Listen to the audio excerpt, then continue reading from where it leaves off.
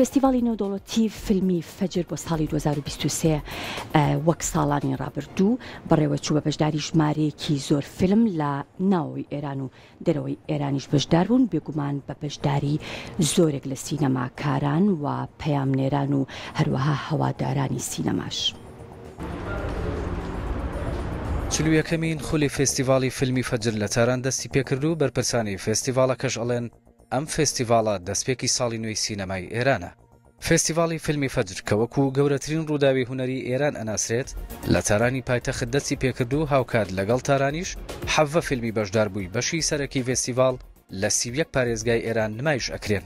جشنواره فیلم فجر مهمترین بخشش گرنگترین بەشی فستیڤاڵی فیلمی فەجر بەشی سیمورغە کە بەرهەمە ناوخۆیەکانی سینەمای ئێران لە خۆوەگرێت و جگە لەم بەشە هەروەها بەشەکانی دیکۆمنتاری و کورتەفیلمیشمان هەیە.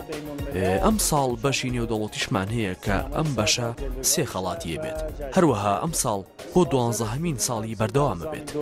بازاری فیلمیشمان هەیە کە کڕیاران و کۆمپانیەکانی فیلم تێدا بەشدارن و بەشێکی گرنگی فستیڤاڵەکەیە.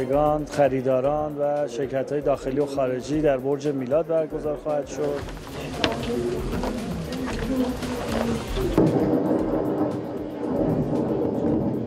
لە فێستیڤاڵی ئەمساڵی فیلمی تاران بۆ یەکەم جار دوای 6 ساڵ بەشی نێودەوڵەتیش خراوەتە سەر ئەم فێستیڤاڵە و بازاری فیلمیش بۆ کڕین و فرۆشتنی نوێترین بەرهەمە سینەمایەکانی ئێران و ناوچەکە و جیهان وەکو بەشێکی گرنگی فێستیڤاڵ چالاکە.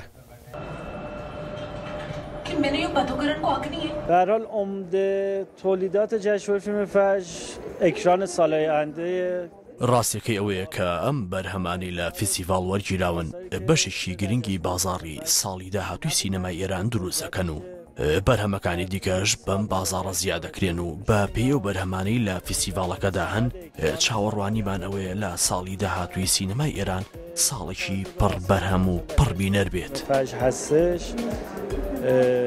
میشه پیشبینی اکران خوبی کرد.